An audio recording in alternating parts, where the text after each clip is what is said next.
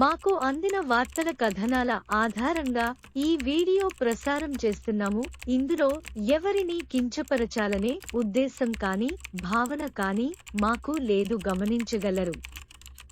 తిరుమల లడ్డూ తయారీలో కల్తీ నెయ్యి వాడిన మాట వాస్తవం. కాబట్టే లడ్డూలు వాసన వస్తున్నాయని భక్తులు ఫిర్యాదు చేశారు.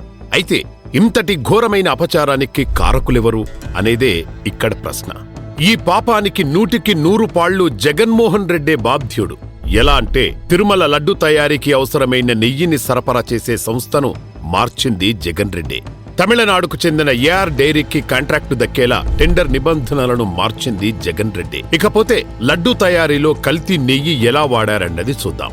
జగన్ రెడ్డి అప్రూవ్ చేసిన టెండర్ ప్రకారం ఏఆర్ డైరీ నుంచి తొలి ట్యాంకర్ 2024 జూన్ 12వ తేదీన టీటీడీకి చేరింది.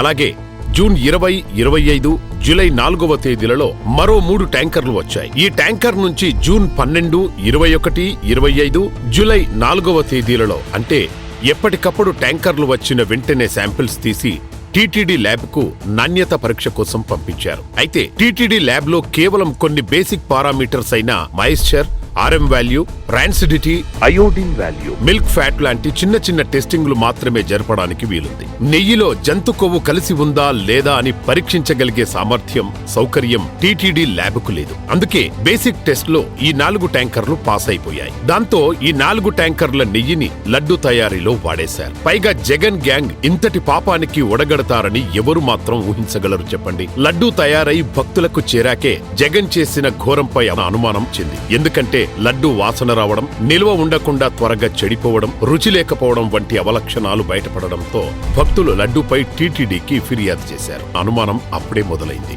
అదే సమయంలో జూలై 16న 2, 23న మరో 2 ట్యాంకర్ల నెయ్యిని ఏఆర్ డైరీ టీటీడీకి పంపించింది. వెంటనే అప్రమత్తమైన టీటీడీ ఆ నెయ్యిని వాడకుండా అదే తేదీలలో శాంపిల్ సేకరించి టీటీడీ ల్యాబ్కు కాకుండా గుజరాత్లో ఉన్న ఎన్డీడీబీ ల్యాబ్కు పంపించి పరీక్ష చేయించారు.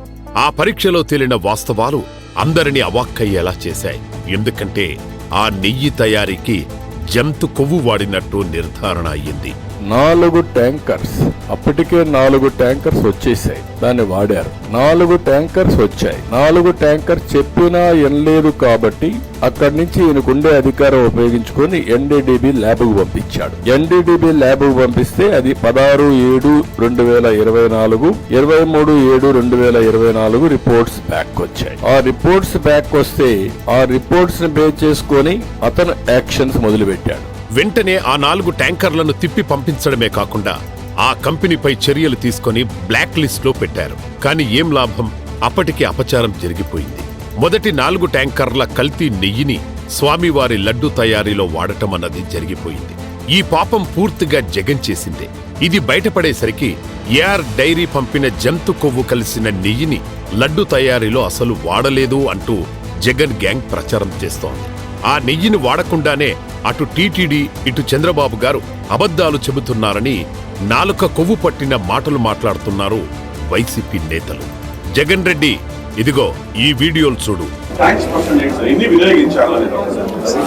ట్యాంక్ నంబర్స్ చెప్పాను కదా, 10 సుమారుగా 10 వాడాను. అది ఎగ్జాక్ట్ నెంబర్ లేదు కానీ 10లో అంటే 10 వచ్చాయి. 10లో 4 டெஸ்டிங் பம்பிச்சோம். மிగిలినవి வார்த்தை தெரியும். எல்லாரோட கேள்விகளும் ஒரே மாதிரி இருக்க பட்சத்தில் நான் காமனாகவே விளக்கம் கொடுக்க விரும்புகிறோம். ஏன்னா நிர்வாகத்தின் ஒரு நபராக தான் நாங்கள் முன்னாடி நின்று பேசிகிட்டு இருக்கேன். ஸோ நாங்கள் தேவஸ்தானத்துக்கு சப்ளை பண்ணது ஜூன் ஜூலை மாதத்தில் நாங்கள் அமைச்சிருக்கோம். కంటిన్యూஸాக அப்போ நடந்தது 2 మాసాలు தொடர்ச்சியாக அமைச்சிருக்கோம். మేము నెయ్యి పంపించాం అని తేదీలతో సహా ఏఆర్ డైరీ ప్రతినిధి చెబుతుంటే నువ్వు నీ సొంత కథలు ఎలా చెబుతావు? చేసిన పాపానికి స్వామి వారి కోట్లాది భక్తులకు క్షమాపణ చెప్పాల్సింది పోయి ఊకరింపులా అబద్ధాలతో ప్రధానికి లేఖ కూడా రాశావంటే నీ బరితెగింపు అర్థమవుతుంది.